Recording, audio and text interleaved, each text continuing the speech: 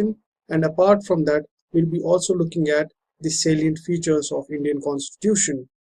Now, before I take up the main lecture series, I want you to briefly go through or I want you to have a look at the learning objectives or learning outcomes of this particular lecture. The first thing is, as we did with the previous lecture, we're going to split it in this particular lecture into two halves. And first half will deal with the framing of the Constitution, right? Framing of Constitution.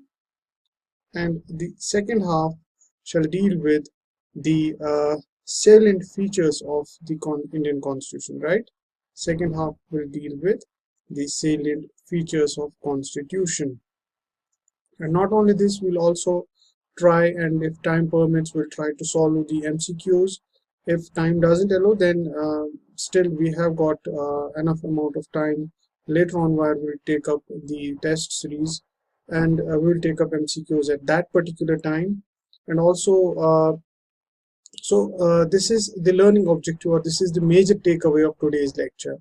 Now moving on and talking about the course outline, that is what we have done up till now. Up till now, we have firstly talked about the approach to Indian polity and governance, which we have discussed in the yesterday's lecture, or which we have discussed already. Apart from that, we'll also talk about we have also talked about the historical underpinnings of the Constitution, or evolution of the Constitution. That is, the historical background part has been covered. And further, we will also today we will be covering up the making of Constitution and also the salient features. So today we are covering these two particular portions from the course outline, or from the main course. Now moving on and talking about the making of the Indian Constitution. Now the idea that the political destiny of Indians should be governed, or should be decided by the Indians themselves. This particular idea was put forth by a brilliant man who is very famous, who is being considered as the father of nation, and as his image has been portrayed here, a young Mahatma Gandhi.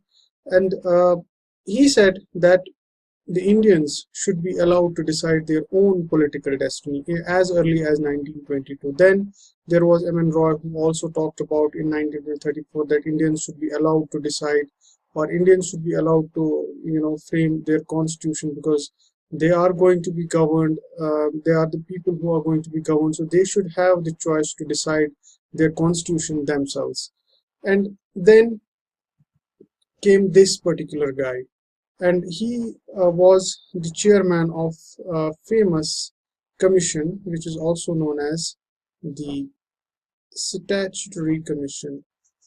I believe that you all are aware of what Statutory Commission was, which is also famous by another name, which was the name of this particular guy, is also known as Simon Commission. Now Simon Commission, as well as the other commissions which came at that particular point of time, they basically they never stood up to the expectations of the Indians, right?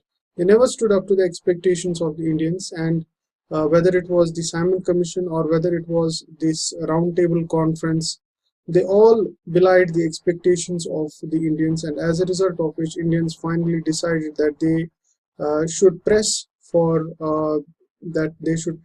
a demand to formulate the constitution themselves. And that is why Jawaharlal Nehru in year 1938 stated that the Congress stands for an India which is democratic, right? Congress stands for an India which is democratic and which is free, to decide its own constitution, albeit or without the external interference. But this particular aspiration of Indians to formulate or to frame or to start framing their own constitution was not paid heed to by Britishers until the World War II began. Now, with the beginning of the World War II, the Britishers, as the opportunists they were, they felt the need to take Indians in their side as far as war is concerned. And for that to happen, they had to first convince Congress that you tell your people that they have to support war, because they were fighting the fascist forces, so they wanted support of Indians. But then Indians, they said that what do you have to offer us? We will tell our people, but what are you going to give us? Now, in response to the cooperation that Indians would give to the British, the Britishers basically offered what is known as the August Offer. Now, August Offer for the first time recognized the dominion status of for the first time, the August Offer, they said that we are going to give you the dominion status that is within the British Constitution. We will be allowing you to frame your constitution, and the majority of the members who will be present there in the Constituent Assembly will be Indians. Not all, but majority of the members will be Indians. And apart from that, they also talked about the fact that if any minority objects, so they pointed out that if any minority objects to the provisions of the Constitution, then we will not be providing you any dominion status at all. So the Congress was like, you are providing us dominion status now. We are not for dominion status now. We're seeking complete independence from you. So Congress as well as Muslim League, both of them rejected the August Offer, and then came the Cripps proposal in 1942. It was a draft proposal of British government on framing an independent constitution, which was to be adopted after the Second World War. And finally, again, the proposals or the things which Cripps mission put forth was not accepted by either Congress or Muslim League, and both of them rejected the offers of the Cripps mission, Stanford Cripps, who was basically this is about the August Offer, this image, and this is about this Stanford Cripps, who was sent in order to provide some sort of a constitution making mechanism to them. So both of these missions were rejected, and then finally the cabinet mission was sent to India, and cabinet mission's proposal were more or less accepted by both Muslim League as well as by the Indian National Congress, and it basically put forth a scheme for Constituent Assembly which was acceptable to the both. And finally, now let's talk about the Constituent Assembly. Now, the Constituent Assembly was first framed in year 1946, and it had around 389 members, of which 296 seats were to be allotted to British India and 93 seats were allotted to princely states. However, princely states, they refused to join the Constituent Assembly, and each province and princely states were allotted in proportion of their population. And there were seats which were allotted on the basis of three main communities, which was Sikh, Muslim, and general. General meant Hindu and other communities. And the representatives, they were to be elected by the communities themselves. That is, like Muslims will vote for Muslims, the Sikhs will vote for Sikhs, and similarly others will vote for others. And the voting was not through universal adult franchise, but through a system of proportional representation by single transferable vote. Now, Constituent Assembly basically was partly nominated body and partly elected body, and it was not elected directly by the people of India, but it was, as I said, it was nominated as well as it was. There were both things in it. It was partly nominated and then it was partly elected body.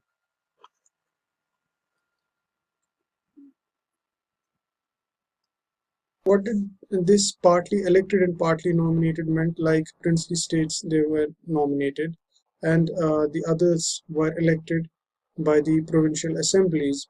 Now, the Constituent Assembly was again not directly, as I earlier said, on the basis of the adult franchise, but it was through system of proportional representation by single transferable vote.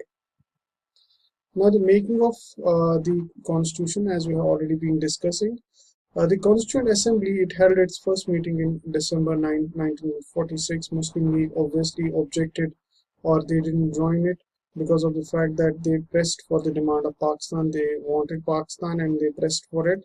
The meeting was thus attended by only 211 members. Dr. Sachin Sinha, following the French practice, was elected as the temporary president of the assembly.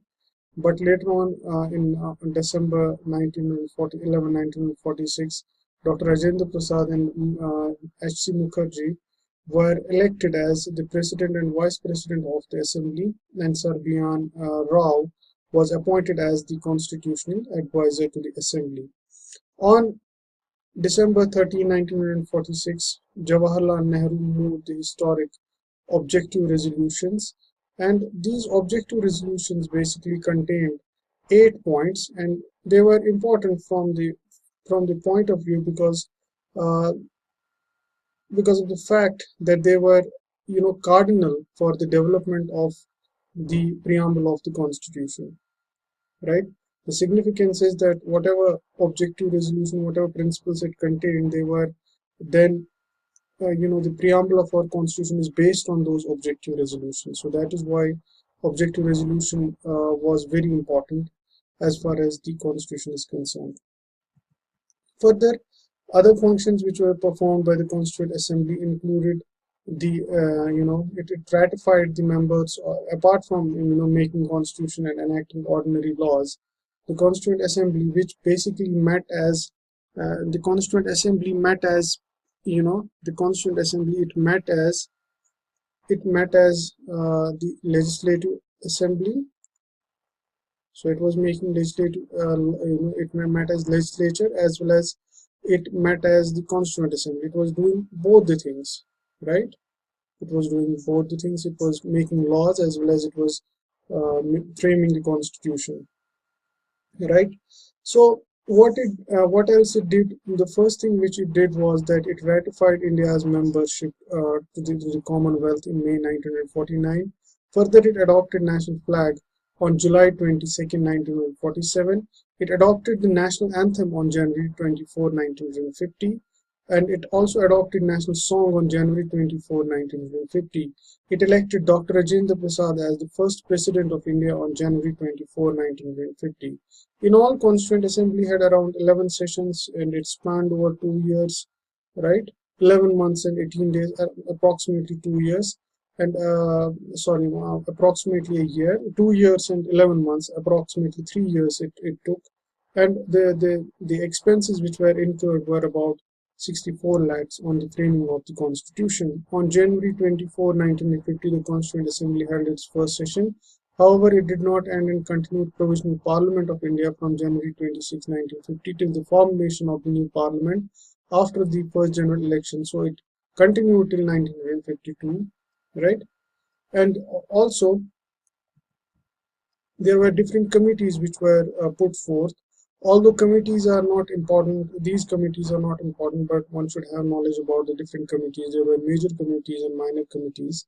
Major committees included Union Powers Committee, which was headed by Jawaharlal Nehru, Drafting Committee by B.R. Ambedkar, similarly Provincial Consultation Committee by Sardar Patel, Fundamental Rights Subcommittee by J.P. Kripalani, similarly Minority Subcommittee by H.C. Mukherjee. So these were the different committees which were put forth in order to frame the Constitution, in order to frame the different parts of the Constitution. They are important, but not that much from the exam point of view. So one should have knowledge about what different committees, what major and minor committees were, but they might not be asked as such in the examination. Now, moving on and talking about the adoption of the Constitution was adopted on 26th of November 1949, and it came into force on 26th of January 1950.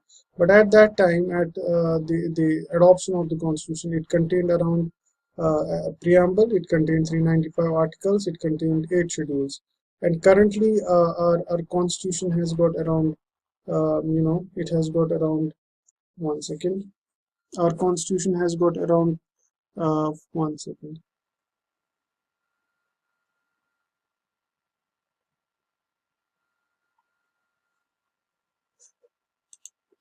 Our constitution has got around 448 articles currently, 25 parts, and 12 schedules. So this is the current position of our constitution.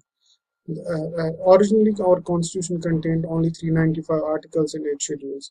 Further, there were some provisions which were there from the inception of the constitution, and the constitution came into force on 26th of January 1950. Why 26th of January was chosen? Because in 1930, during Lahore resolution, the Purna Swaraj was adopted on this particular day, and it was, the flag was waved on the river Ravi. So that is why this particular day was chosen for the framing of the constitution.